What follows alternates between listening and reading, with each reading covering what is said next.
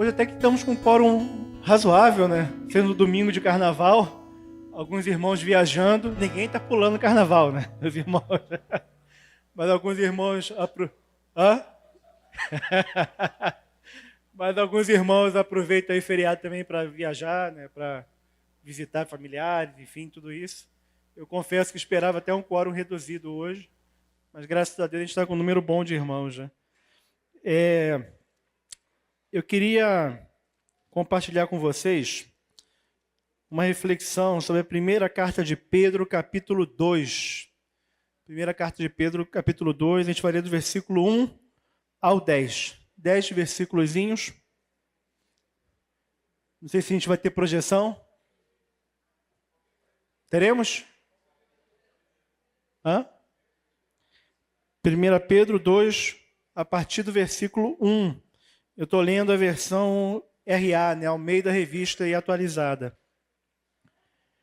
Se você já está com a tua Bíblia aberta aí para acompanhar, Pedro escreve o seguinte: despojando-vos, portanto, de toda maldade e dolo, de hipocrisias e invejas e de toda sorte de maledicências.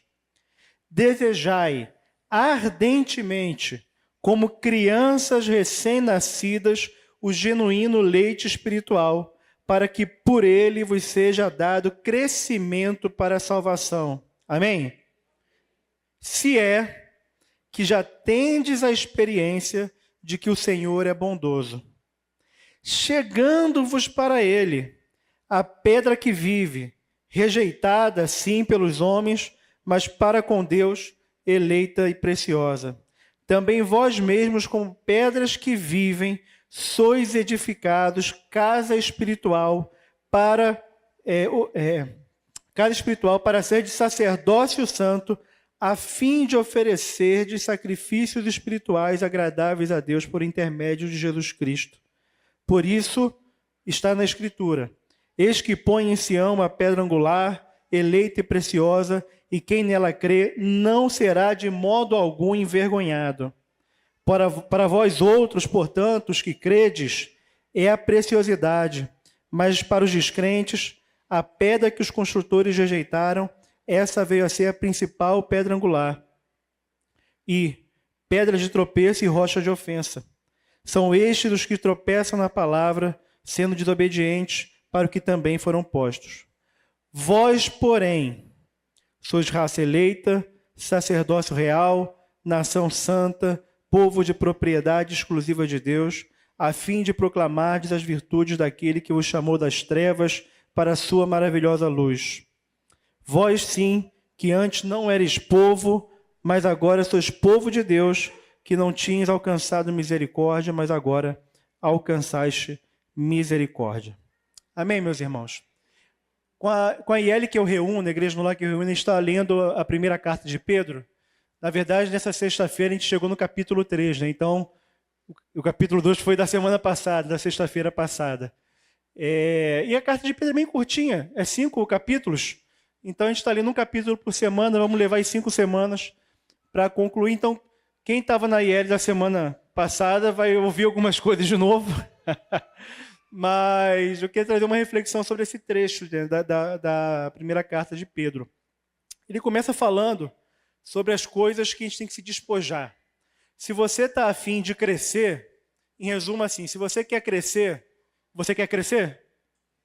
Amém? Crescer na sua vida com Deus, crescer para ser mais parecido com Jesus, crescer para ser mais santo, né? No capítulo anterior ele fala sobre ser santo, né? Ser de santos porque eu sou santo, assim diz o Senhor.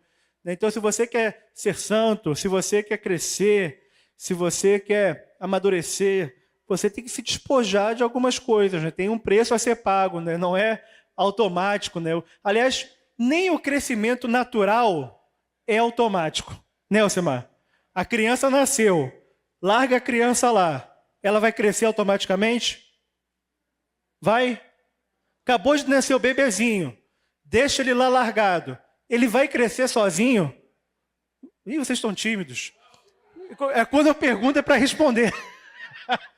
Vou dar outra chance. Nasceu um bebezinho. Deixa ele sozinho lá. Ele vai crescer sozinho? Não, amados, nem o crescimento. Você planta uma semente. Se não tiver água, não tiver nada, ela vai crescer sozinha? Não, não existe crescimento natural sozinho, do nada, automático. A semente que era plantada, ela precisa de outros elementos. Ela vai precisar de um solo que tenha nutriente, ela vai precisar de água, ela vai precisar de sol, né? Ela vai precisar de um bocado de coisa para crescer. Quando o bebezinho nasce, ele vai precisar de leite materno, ele vai precisar de cuidados, até o bebê depende de tantos cuidados, né? São muitos cuidados, para ele crescer. Hã? Até a bananinha precisa de outras coisas para crescer, né? Enfim, nem o crescimento intelectual é automático. Você está estudando, vai fazer um concurso, uma prova, um vestibular. Tu acha que tu ficar assim à toa, assim, o conhecimento vai vir sozinho na sua mente? Assim? Ou tu pega um livro e encosta assim, ó, aí transfere automaticamente o conhecimento. É assim que funciona? Né? Não, então, meu amado, nem o crescimento físico, natural, nem o crescimento intelectual é automático, muito menos o crescimento espiritual. Não é automático. Você se converteu a Jesus e vai ficar ali, ó, à toa, achando que você vai crescer. Não vai. Não vai crescer. E ainda tem um perigo, porque Jesus fala sobre isso, que o ramo ligado nele, ele é a videira, nós somos os ramos. Amém? O ramo que está ligado nele, que não produz fruto, que frutificação também é outro termo para crescimento, né? Que não produz fruto, é cortado e lançado fora. Então, não crescer na vida cristã é um perigo. É um perigo, não é uma coisa assim opcional, assim, não quero crescer, não. É uma necessidade, nós precisamos crescer. Amém? E aí ele está falando as coisas que você tem que tirar. Se você quer crescer, tu tem que tirar umas coisas da tua vida. Aí pode deixar aí o versículo 1. O que você tem que tirar? Tem que tirar a maldade, o dolo, a hipocrisia, a inveja e toda a sorte de maledicência. Em resumo, gente, esses pecados que Pedro está falando aqui, quase 2000 anos atrás, ele tinha que lembrar a igreja que tinha que tirar essas coisas, essa advertência continua valendo para hoje. Porque até hoje, no nosso meio, no meio da igreja de Jesus, você tem maldade, você tem hipocrisia, você tem inveja, você tem maledicência, fofoca, você tem murmuração, você tem tanta coisa, mas você tem que tirar isso. Tira isso. Essas coisas fazem guerra contra a alma. Né? Se você ler um pouquinho mais para frente, ele vai falar no versículo 11, a gente não leu aqui, mas ele fala assim: amados, exorto-vos como a peregrinos e forasteiros que sois, a vos absterdes das paixões carnais que fazem guerra contra a alma. Então, maledicência, fofoca, inveja, hipocrisia, tira isso da tua vida. Amém? Tira isso da sua vida. Tira, arranca. Você tem que ser despojado de tudo isso. E aí, uma vez tirando essas coisas, você tem que desejar ardentemente, como um recém-nascido, o puro ou genuíno leite espiritual. A palavra de Deus, a verdade, né? Você tem que desejar a verdade, que é uma coisa que a gente fala aqui muitas vezes, né? Você tem que mudar toda a tua mentalidade e deixar que a palavra te limpe, molde a tua maneira de pensar. Você tem que desejar isso. E desejar ardentemente. Ardentemente, gente. É desejar com intensidade, não é desejar de qualquer jeito. Você tem que desejar, se é que já tendes a experiência de que o Senhor é bondoso. Porque esse desejo pelo leite espiritual, gente, é só quando você já teve a experiência que o Senhor é bondoso. Outra versão fala, se é que já provaste que o Senhor é bom. Né? Quando você já provou que o Senhor é bom. Por isso que não dá para esperar isso de quem não teve essa experiência. Não dá para esperar a pessoa se despojar da maldade, da maledicência, se ela ainda não provou que o Senhor é bom. Né? Se ela ainda não nasceu de novo, se ela ainda não creu em Jesus, se ela ainda não se arrependeu dos seus pecados. Então, se a pessoa realmente teve essa experiência com a bondade de Deus, ela creu em Jesus, ela entregou a vida a Jesus, experimentou o perdão dos seus pecados, essa pessoa que provou que o Senhor é bom, que experimentou que o Senhor é bom, ela sim tem toda a condição de desejar o leite espiritual, ela vai ter fome espiritual, amém? Fome, sede espiritual, vai se despojar dessas coisas todas e vai crescer cada vez mais. Amém? E aí Pedro continua falando, né? Chegando-vos para ele, a pedra que vive, chegando a Jesus, né? Assim que a gente tem que se chegar a Jesus, a pedra que vive, rejeitada assim pelos homens, mas para com Deus eleita e preciosa. E ele fala algo sobre nós. Ele fala assim, ó, também vós mesmos, como pedras que vivem, sois edificados casa espiritual. Então ele fala para os leitores dele, que somos nós aqui, fala, vocês são pedras que vivem. A gente cantou aqui, né? Eu sou casa, lugar de Deus. Mas se a gente for mais exato mesmo, você é uma pedra nessa casa. Amém? Porque a casa de Deus não é você individualmente. Embora, numa certa expressão, sim, o Espírito Santo habita em você. Amém? Então, numa certa expressão, você é casa de Deus porque o Espírito habita em você. Mas dentro do projeto de Deus, a casa de Deus, não é você sozinho. É a igreja. Paulo, a Timóteo, ele fala sobre a igreja.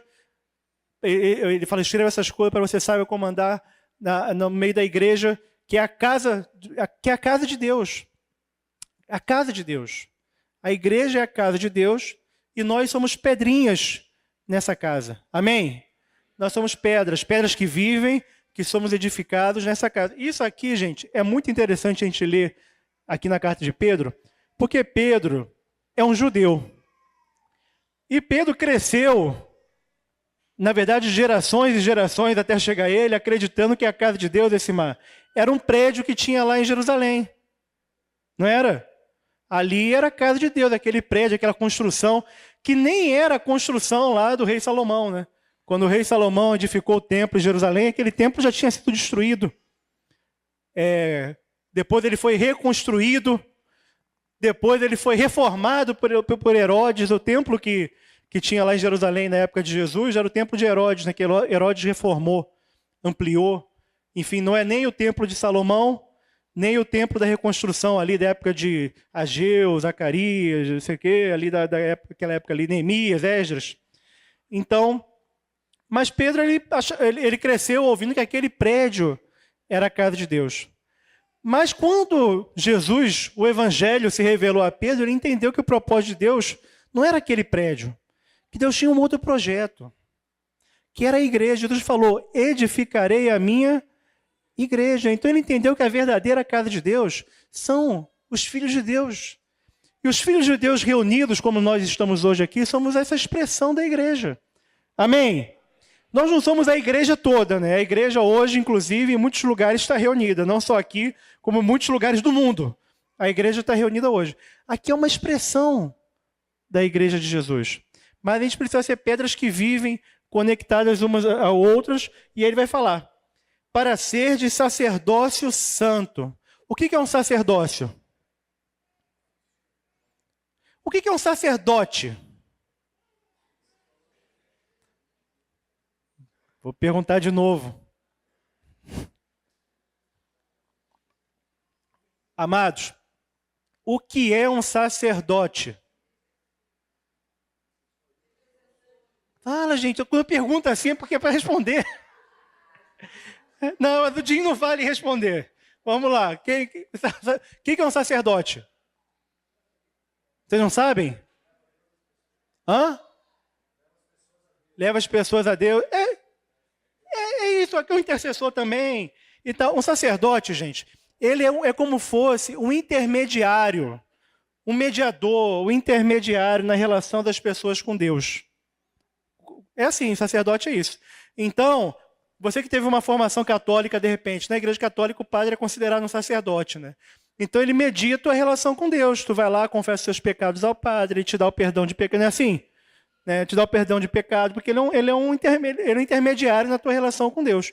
Lá para os judeus também, o sacerdote era o intermediário na relação da pessoa com Deus. Se eu pecasse, o que eu tinha que fazer? Lá na lei de Moisés, o que você deveria fazer se você pecasse? O quê? Você tinha que levar teu sacrifício. Sim ou não? Tinha que levar teu sacrifício. Você sacrificava o teu cordeirinho em casa? Não. Você tinha que pegar o teu cordeirinho, o teu sacrifíciozinho, e levar lá em Jerusalém, no templo, na casa de Deus. E quem é que sacrificava? O sacerdote. O sacerdote. Qualquer um podia ser sacerdote? Não. Quem podia ser sacerdote? Quem? De todas as tribos de Israel, só uma tribo podia ter sacerdote, que era de Levi. E de todas as famílias de Levi, só tinha uma família que podia ter sacerdote, que era a família de Arão, a casa de Arão, né? Os descendentes de Arão. Então era um negócio assim, muito específico, né, Alcimar? O filtro era muito reduzido, assim, era muito específico. Você tinha que ser judeu, você tinha que ser de Israel, você tinha que ser da tribo de Levi, você tinha que ser da família de Arão, e você ainda tinha outras características aqui que eu nem vou mencionar. Era muito específico. Não podia ter deficiência até, né? Não poderia. Então, cara, era muito específico. E aí, o sacerdote era quem intermediava a relação com Deus. E ainda tinha o sumo sacerdote, porque nem todo sacerdote tinha essa relação direta, não. Tinha o sumo sacerdote, que vocês sabem que uma vez ao ano, né, ele entrava no Santo dos Santos, que era aquela parte mais interior do templo, não ia de mãos vazias, ele ia com sacrifício, com sangue dos sacrifícios, e ele se apresentava ali uma vez ao ano para interceder por Israel, para pedir perdão pelos pecados de Israel e tal. Uma vez ao ano ali, e era um véu que ninguém podia entrar e tal. Vocês conhecem, a maioria de vocês conhece essa história. Então, a relação com Deus era mediada por um monte de burocracias, eu vou chamar assim, né? Um monte de coisa que era assim, gente. Mas aí Jesus veio. Amém? Graças a Deus, Jesus veio. Eu sei que vocês são leitores da Bíblia, e quando vocês chegam no livro de Levíticos, alguns de vocês cansam, é verdade, porque é tanto sacrifício, tanta coisa ali que tu fica até perdido às vezes. Eu sei que às vezes algumas pessoas ficam mesmo. Mas se você lê o Levítico e não entendeu nada, uma vez eu escutei o Modesto falando sobre isso, não entendeu nada, dê graças a Deus, porque o sacrifício de Jesus já cobriu tudo aquilo. Se você ler Levítico e não entender, tu fala assim, graças a Deus por Jesus. Sabe por quê? Porque ele é o sacrifício perfeito. Ele se sacrificou por nós, e aí o sangue dele cobriu todos os nossos pecados. Amém? E através do sangue dele nós temos acesso à presença de Deus. A gente tem acesso à presença de Deus. Sabe aquele lugarzinho que o sumo sacerdote, uma vez por ano, entrava? Nós temos acesso ao Santo dos Santos. Não o Santo dos Santos dessa terra, porque aquele templo nem existe mais. É o Santo dos Santos celestial. Você tem acesso à presença de Deus pelo sangue de Jesus. Amém? E aí você hoje não precisa mais de mediador. E aí quando tu entra na presença de Deus, meus queridos, aí eu não sei, a música que cantou aqui dá vontade de correr, eu nunca tive essa experiência de vontade de correr não, tá? Eu estava ouvindo essa música e estava pensando, quando estou em tua presença dá vontade. Eu já cantei essa música várias vezes, mas hoje eu pensei, eu acho que eu canto coisa que eu nunca tive vontade de fazer. Tu pensou isso também? Eu falei, não estou condenando ninguém que teve vontade de correr não, tá?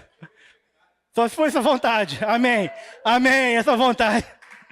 Essa vontade tá valendo. For vontade de correr do pecado, tudo bem, né? Mas hoje a gente estava cantando quando chegou nessa parte. Quando dá vontade de pular, dançar, correr, pular, eu tô no meio da galera, tudo bem, né? Mas, correr. Mas eu não estou condenando quem corre, tá? Não, eu estou falando da minha experiência. Quem falou estamos juntos aí? Correr é muito específico, né? Mas é porque às vezes você pode ouvir uma música dessa e pensar assim, não se animar, né? Pô, não tem vontade de correr. Amém. Amém. Eu estou igual a você. Mas você pode ter muitas expressões da presença de Deus. O que é importante, gente, é a gente entrar na presença de Deus. Amém? Porque você não tem mais nenhum intermediário. Não tem ninguém, não é teu pai, tua mãe, teu pastor, teu discipulador. Ninguém é intermediário na tua relação com Deus.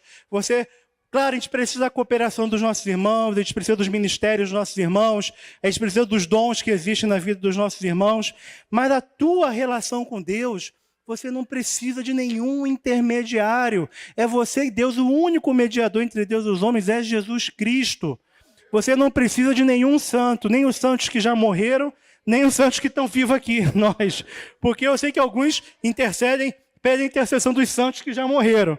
Mas, às vezes, a gente fica dependendo do santo que está aqui, ó, do irmão. Né? Mas, na verdade, você precisa da tua relação com Deus. Não tem mais nenhum intermediário, o único mediador é Jesus. Amém? Então, nós somos pedras vivas, pedras que vivem, edificados para sermos um sacerdócio santo. Um sacerdócio santo. E um sacerdote faz o quê? Ele é um mediador, é verdade, mas diz que ele oferece sacrifícios, é o que o texto está falando. Né? Versículo 5, né? Também vós mesmos, como pedras que vivem, sois edificados casa espiritual para ser de sacerdócio santo, a fim de oferecer de sacrifícios espirituais agradáveis a Deus.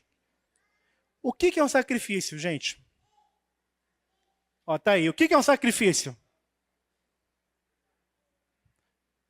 Vamos, gente. Não, gente, tem 1000 anos que eu prego aqui e... O que é um sacrifício, gente?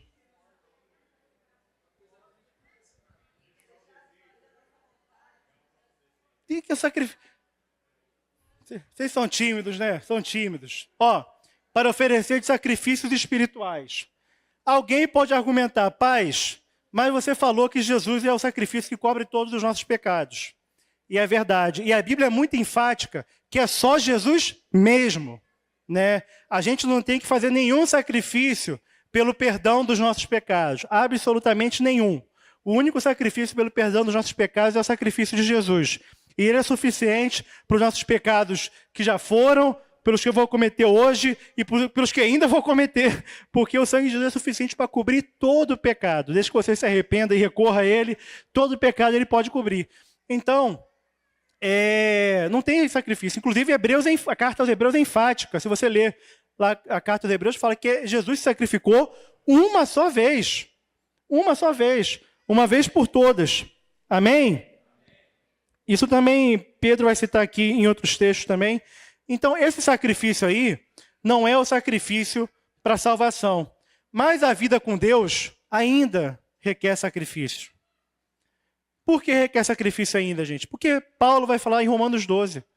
Ele fala assim, rogo-vos, pois, irmãos, que pela compaixão de Deus, que ofereçam os vossos corpos como sacrifício vivo, santo e agradável a Deus, que é o vosso culto racional. Então, a nossa vida com Deus já requer sacrifício. E o Jim falou aqui, sacrifício é algo que está vivo e tu mata, né? O sacrifício. Você tem que oferecer o seu corpo como... é o sacrifício pelo perdão dos meus pecados? Não, gente. É um sacrifício porque você precisa ofertar a tua vida a Deus. Você foi criado para isso. Você existe para isso. O mínimo que a gente pode fazer pelo que Ele fez por nós é entregar a nossa vida a Ele. E aí Paulo usa uma expressão forte. Ele fala que é entrega do corpo. Porque talvez se ele falasse... da vida, não sei o quê, não comunicaria tanto a ideia do sacrifício, né? O corpo comunica a ideia do sacrifício, porque onde que a gente sente dor? No corpo. Onde a gente cansa, Simar? No corpo. É verdade que tem cansaço da alma também, mas a dor mais imediata é o corpo. É o corpo, é onde a gente cansa, né? A gente cansa, a gente quer o conforto, a gente quer o conforto. Teve encontro de jovens aqui, o acantonamento de ontem para hoje, e teve um irmão que me falou que só trouxe uma coberta para deitar e uma coberta para se cobrir. Não trouxe colchão. Não trouxe colchão. Mas jovem, né? Jovem. Não sei se ele, no final, jogou um colchonete, um colchão, um inflável, sei lá, alguma coisa. Não sei. Não sei se ele arrumou, mas ele que chegou ontem falando que... Mas jovem é assim, quando a gente está mais velho, a gente já quer um confortozinho, né? Os retiros dos 35 mais, já, né? Quando é jovem... Mas, gente, é no corpo que a gente quer um conforto, né? A gente quer um conforto. Eu gosto de conforto, tá? A gente quer um conforto. Mas Paulo fala que a gente tem que oferecer o nosso corpo como sacrifício vivo, santo e agradável a Deus. A carta aos Hebreus vai falar de a gente oferecer também de um outro sacrifício. Ele fala de a gente oferecer sacrifícios de louvor, que é fruto de lábios que confessam o nome dele. Sacrifício. O que é um sacrifício de louvor? O que é um sacrifício de louvor? Elcimar, nosso ministro de música. O que é um sacrifício de louvor, Elci? Mesmo quando está doído, né, Elcimar? Mesmo quando está doído, mesmo quando está difícil, a gente louva a Deus. É um sacrifício de louvor. É um sacrifício de louvor. Quer ver um outro sacrifício? Que um cristão pode fazer também? Pode não, deve. Filipenses. Aliás, recomendo vocês lerem a carta de Filipenses. A carta de Filipenses é curtinha, 4 capítulos. E aí tu vê a relação entre a igreja de Filipos e com Paulo. É uma relação muito interessante. E ele fala de uma ajuda, de uma oferta que a igreja de Filipos mandou para ele. É muito legal tu ler esse finalzinho da carta de Filipos, o último capítulo. Recomendo que leiam. Tá? Filipenses 4. É onde tem aquele texto assim, que tudo posso naquele que me fortalece. Né? Mas quando ele fala que ele sabia ser humilhado, ser honrado, ele sabia, podia tudo naquele que o fortalecia. Né? Mas ele agradece a igreja de Filipe pelo cuidado que a igreja de Filipe teve com ele, mandando uma oferta. E ele fala que estava suprido pelaquela oferta. Estava suprido, estava agradecendo a igreja. Mas ele vai falar algo assim no final da carta. Ele fala assim no versículo 18. Recebi tudo, Filipenses 4,18. Recebi tudo e tenho em abundância. Estou suprido, desde que Epafrodito me passou as mãos o que me veio da vossa parte, como aroma suave, como sacrifício aceitável, aprazível a Deus. Então aquela oferta, aquela contribuição, aquela ajuda que enviaram para o ministério de Paulo, Paulo recebeu sim, agradeceu a igreja, mas na verdade aquele sacrifício, porque quando a gente compromete o nosso recurso, o nosso dinheiro, é um sacrifício, porque nos custa. Porque a natureza do sacrifício, gente, é nos custar algo. É nos custar algo. Então, sabe aquela experiência que Davi teve quando ele falou que não ofereceria a Deus, não sacrificaria a Deus o que não lhe custasse nada? Então o sacrifício é custar algo. O que custa algo. Você servir a Deus até o limite do confortável não é sacrifício. Você servir a Deus até o limite do confortável não é culto. Eu escutei uma expressão do Jamé assim, o teu culto começa, não é quando você levanta a mão, e Deus que levanta a mão assim, ainda baixinho assim, né? É quando o braço começa a doer. Aí que, eu não estou falando que você tem que fazer, só uma ilustração, né? Porque é quando se torna desconfortável que começa o nosso culto a Deus. Entendeu? Aliás, vou abrir meu coração com vocês. Tem um negócio que eu fico para morrer, cara. Eu já falei no presbitério para falar com o pessoal da música para parar com isso. E eu acho que estão parando. Que os irmãos estão aqui, o irmão começa assim, não, fique à vontade para você louvar o Senhor do jeito que você quiser. Né? Ou então assim, se você quiser ficar de pé, amado, se você quiser ficar de pé, eu fico, não, me dá nervoso. Eu falei, Cristiano, isso me dá nervoso. Porque quando eu falo assim, se você quiser ficar de pé, a galera fica sentada mesmo. Não levanta. Não levanta. Fica sentada no conforto. Eu não estou aqui para julgar, às vezes você está precisando ficar sentado. Amém? E às vezes tu está na tua relação com Deus ali no Santo dos Santos, tu está numa contrição que tu quer ficar sentado mesmo, quer ficar ajoelhado, quer ficar...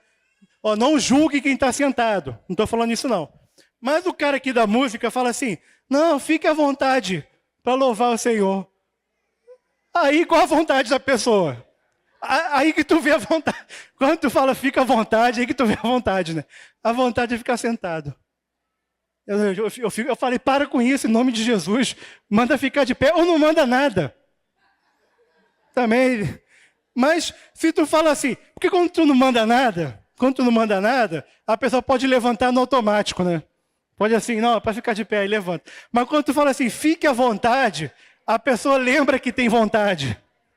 Ela lembra que tem vontade. E a minha vontade é ficar sentado. Não, gente, a gente está falando a Deus, galera. Aí a música fala de levantar a mão. Aí a galera não levanta, não. Hã? Não é? A gente cantou hoje até, a coincidência nas músicas que foram hoje, nem combinou, né? Nem combinou. Então vou levantar. A galera está assim, ó, mão no bolso. Eu sento aqui na frente, não olho para trás nessa hora. Mas às vezes que já sentei lá atrás, eu já vi.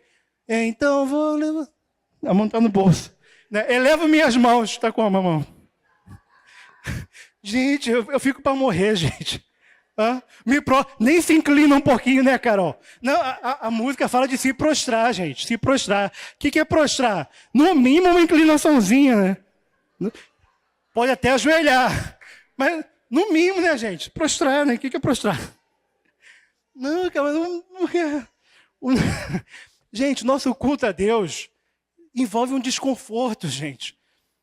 Né? Se você só serve a Deus no limite do confortável, só no limite do confortável, quando ficou desconfortável, aí não vou... Gente, você não está oferecendo sacrifício nenhum.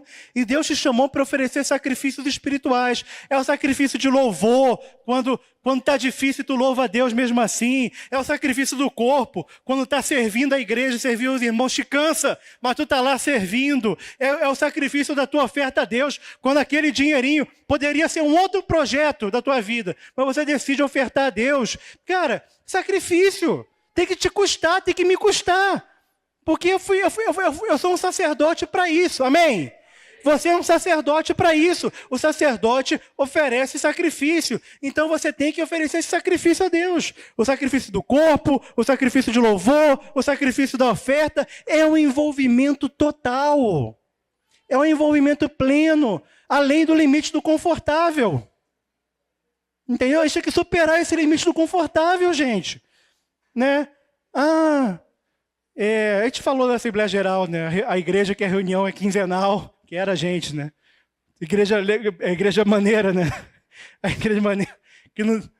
Gente, tem que ter um sacrifício. E não sou eu que estou falando, é a palavra, você é um sacerdote. Não limite tua oferta a Deus, o sacrifício a Deus, ao confortável.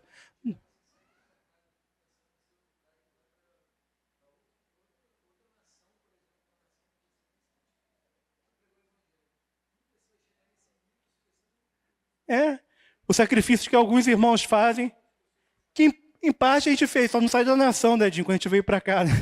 Mas a gente se colocou na mão de Deus para ir para qualquer lugar, né? Eu tinha disposição para qualquer lugar. Eu achava que... foi mais tranquilo do que eu esperava, né? Mas quando Deus me chamou, eu tinha disposição para quê? Para ir para qualquer lugar do mundo. Tinha mesmo, gente. Qualquer lugar do mundo. Que Deus me enviasse. Índia. A Índia é complicado. Não, mas na época, sim. Eu vi os missionários na Índia, eu ficava como? Não, cara, tem que ir na Índia, tem que... Eu lembro uma vez que eu vi os irmãos da Jocum que trabalhavam na Índia. O Cadu já esteve na Índia, né, Cadu? Na Índia. Enfim, tantos lugares. E o sacrifício onde tem perseguição. E os irmãos vão. Só que na boa, às vezes a gente não quer nem o desconforto de ter que estar aqui domingo às 10 da manhã. E é 10, gente, não é 7. É 10. Então, gente, tem que ter um desconforto. Tem que ter algo que tem que te custar, que tem que me custar. Eu não posso ficar no limite do confortável. Eu estou abrindo meu coração com vocês. Eu gosto de conforto, gosto. Gosto de descansar? Gosto. Gosto de não fazer nada, às vezes? Pô, gosto mesmo, gosto. Vou ser sincero com vocês. Mas meu serviço a Deus tem que ter um desconforto. A minha oferta a Deus tem que me custar. Porque eu fui chamado para sacrificar a Deus. Amém? E ele fala aqui, voltando ao versículo, né? Vou voltar aqui em 1 Pedro que eu tirei para ler Filipenses. 1 Pedro capítulo 2. Ele fala no 5, também vós mesmos, como pedras que vivem, sois edificados casa espiritual para ser de sacerdócio santo, a fim de oferecer sacrifício. Nós somos casa, nós somos sacerdotes e nós oferecemos sacrifícios. Amém? Agradáveis a Deus. Eis que ponho em Sião a pedra angular, eleita e preciosa, e quem nela crê não será de modo algum envergonhado. Se você crê nessa pedra que é Jesus, você nunca vai ser envergonhado. Para vós outros, portanto, os que credes, é a preciosidade. Você que crê em Jesus, você nunca vai ser envergonhado. Mas para os descrentes, né, ele cita aqui as Escrituras, quando ela fala, né, a pedra que os construtores rejeitaram, essa veio a ser a pedra principal angular. E pedra de tropeço e rocha de ofensa. Né, para aquele que rejeita Jesus, essa pedra se torna uma pedra de tropeço e rocha de ofensa. São estes os que tropeçam na palavra, sendo desobedientes para o que também foram postos. Vós, porém,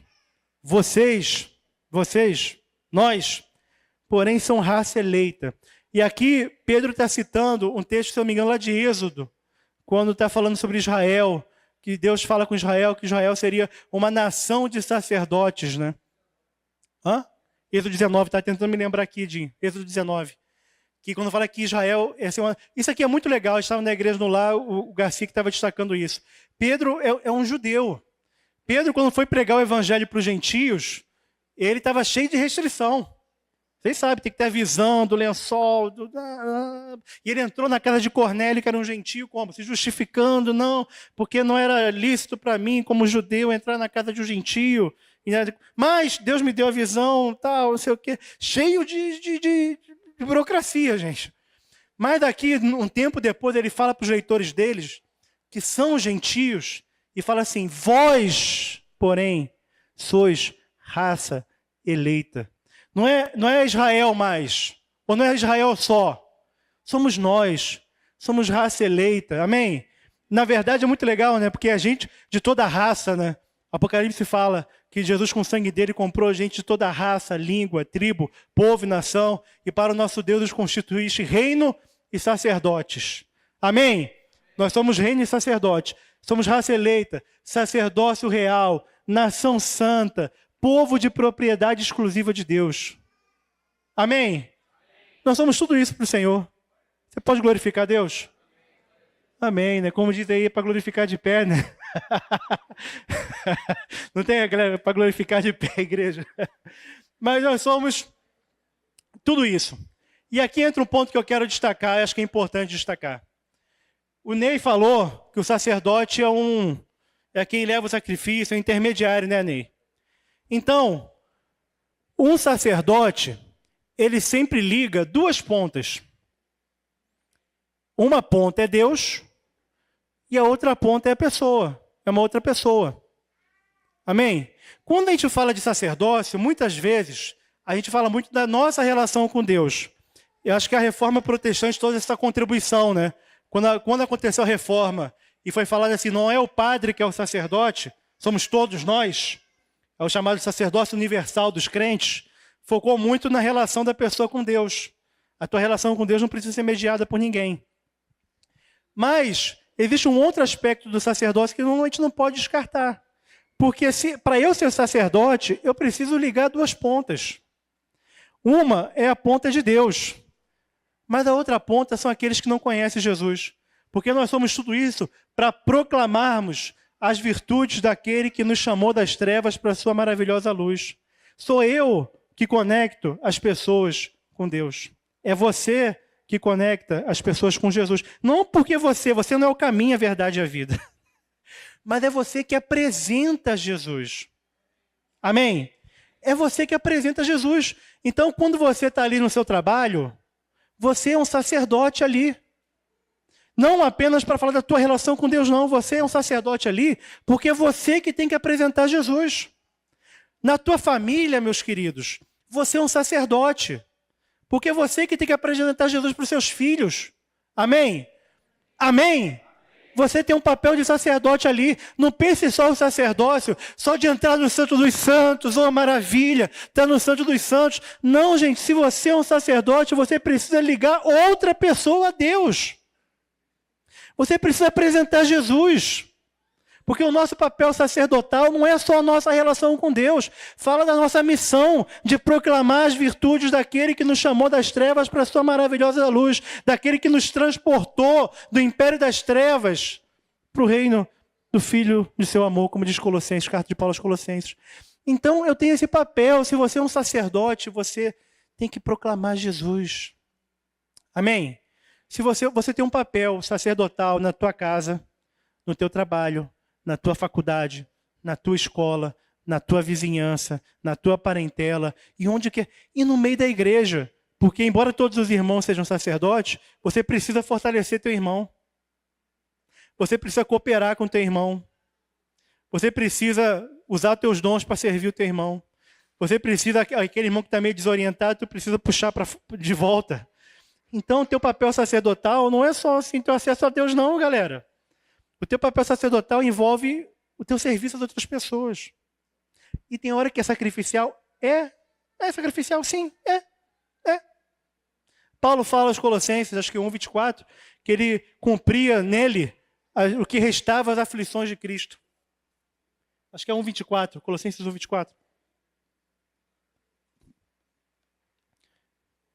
Deixa eu ver se é isso mesmo.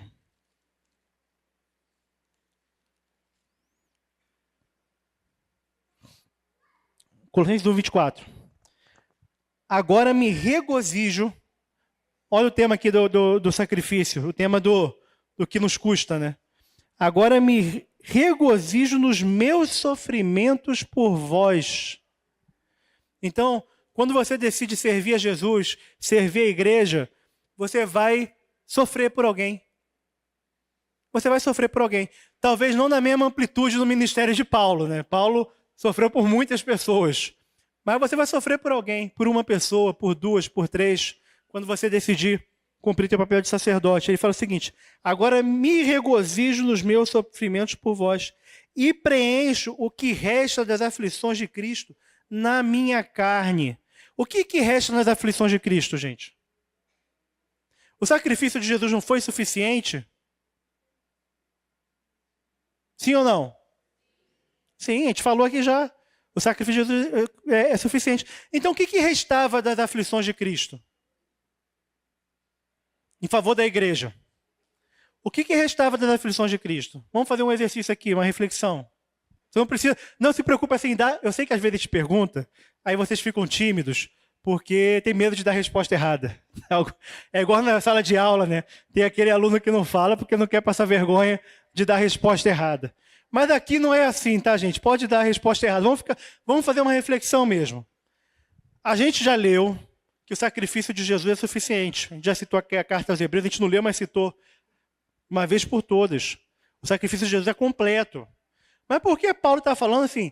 Preencher o que resta das aflições de Cristo. Ficou um pedacinho das aflições de Cristo para a gente preencher? É isso que ele está falando? O que você acha que Paulo está falando?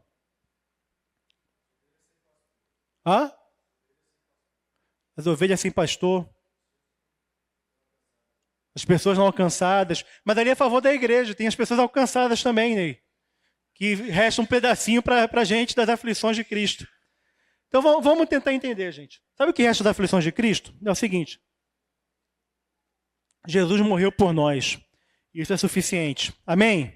O sangue de Jesus cobre todo o pecado. Mas a obra de Cristo não vai alcançar ninguém se a gente não pregar. Porque a palavra diz, todo aquele que invocar o nome do Senhor será salvo. Aí Paulo começa, mas como invocarão aquele em quem não creram? Como crerão naquele de quem nunca ouviram? E como ouvirão se não forem enviados? Aí Paulo cita o profeta quando fala, formosos são os pés do que anunciam a paz. Sabe o que ele está falando? É verdade que todo aquele que invocar o nome do Senhor vai ser salvo.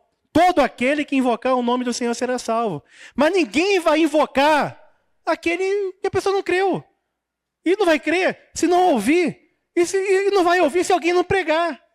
Entendeu? Então faltou uma parcela das aflições de Cristo em favor da igreja, que é a gente que tem que cumprir. Que não é para a gente que vai salvar as pessoas, mas é a gente que leva o evangelho. E aí o Espírito Santo entra para convencer o homem do pecado, da justiça e do juízo. Mas é a gente que leva. E Paulo está falando de aflição por quê, gente? Porque levar o evangelho nos custa. Custa. Levar o evangelho custa. Custa, às vezes, a pessoa não gostar do que você falou. Custa, às vezes, passar vergonha. Né? Esses dias, conversando com o irmão, pastor, ele é professor também universitário, e ele estava conversando sobre as experiências evangelísticas dele dentro da faculdade. E ele falando, ultimamente ele está evangelizando mais os colegas. O Robert estava junto, né?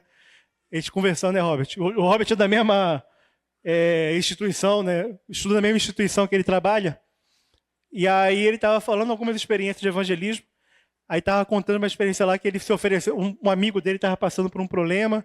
Aí ele se ofereceu para orar pelo cara.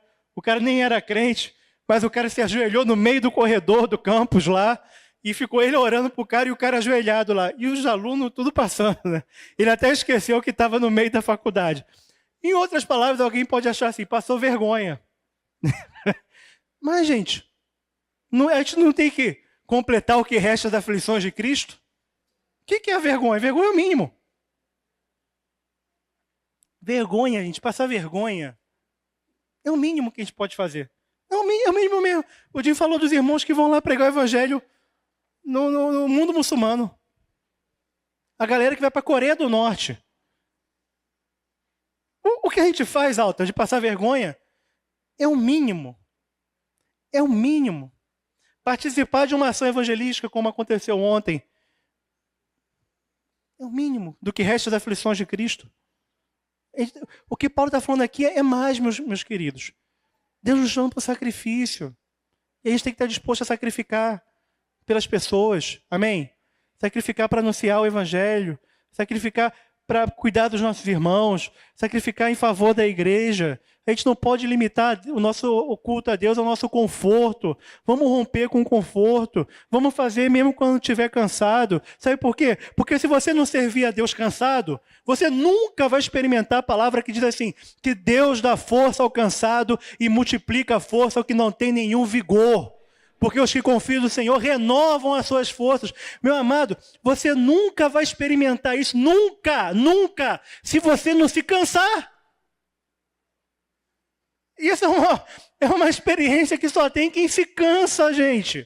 Você acha que essa palavra do profeta Isaías vai se cumprir se você está lá deitado eternamente em berço esplêndido? Não, galera, eu sei que é engraçado, mas é sério, gente. Tem milagre que a gente só experimenta quando a gente passa pela experiência. A gente só vai ver Deus curando enfermos se a gente orar pelos enfermos. Se você não ora...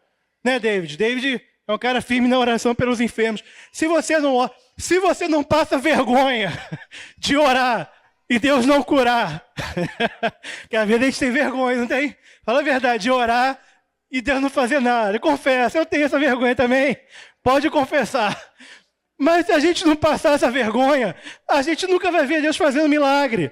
Se a gente não pregar o evangelho, a gente nunca vai ver gente se convertendo. Se a gente não se cansar de fazer a obra de Deus, a gente nunca vai ver as nossas forças sendo renovadas. Oi, Carol.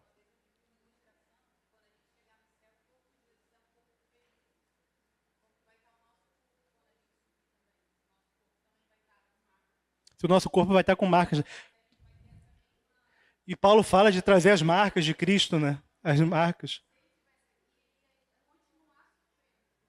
Sim, é o corpo ferido de Jesus. E é curioso, né? Porque Jesus ressurreto com o corpo glorificado, ele ainda aparece com as chagas, né? Lá é uma coisa muito interessante, porque Jesus, ele já estava ressuscitado, ele já estava com o corpo glorificado. Mas ele aparece lá, aquela experiência que ele aparece para os discípulos, lá, que Tomé, né, o vê para crer lá. Ele ainda aparece com as chagas, né? Nossa identificação com Cristo envolve nosso sacrifício, né? Nossa dor. Então a gente precisa sacrificar, gente. A gente precisa dar a Deus o que nos custa. E eu quero fazer um chamado, que é para a minha vida também, gente. Eu não sou diferente de vocês. Não sou. Não sou. Minha esposa sabe disso e o presbitério também sabe disso. Eu falo com os irmãos.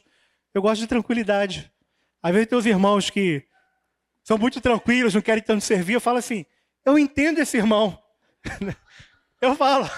Tá rindo, gente? Eu falo, eu entendo esse irmão. Porque eu também gosto de tranquilidade. Eu gosto.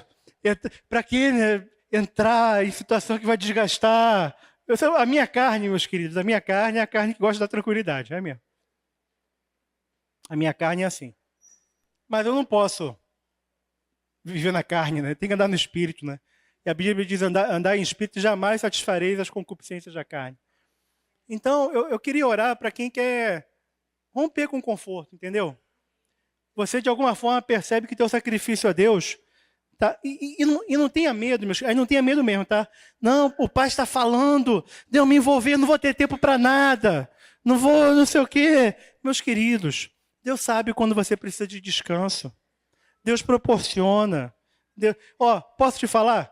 Às vezes algum irmão vai chegar e falar, não, fulano, você precisa descansar. Deus sabe, gente. Deus sabe. Deus sabe. Mas aí você fica se limitando assim, não, vou servir Deus só quando estiver confortável. Aí, meus queridos, o sacrifício não começou, teu culto a Deus não começou. Teu culto a Deus começa a entrar quando tu rompe o limite do confortável. Rompe esse limite. Não coloque o conforto como limite. Ofereça sua vida a Deus. Seja um sacerdote, um homem consagrado ao Senhor para proclamar as virtudes dele. Eu não sei se o Espírito Santo está falando contigo já nessa manhã, ele já tem falado contigo, mas eu quero orar por todos que querem romper o limite do conforto. Ou todos querem falar como Davi, assim, eu não vou oferecer a Deus o que não me custa nada. Porque Davi tinha que oferecer um sacrifício a Deus, e tinha um lugar lá, a eira lá de Araúna, e o cara ofereceu os próprios animais dele para Davi oferecer. Não, oferece aqui meus carneiros, meus bodes, minhas cabras. E Davi falou, eu não vou oferecer a Deus o que não me custa nada. Porque oferecer o sacrifício dos outros não ia custar nada a ele. Ele queria oferecer o sacrifício dele. E é assim, meus queridos, a gente precisa se sacrificar a Deus. Então, se você quer romper o limite do confortável, você vai ter uma canção para ministrar?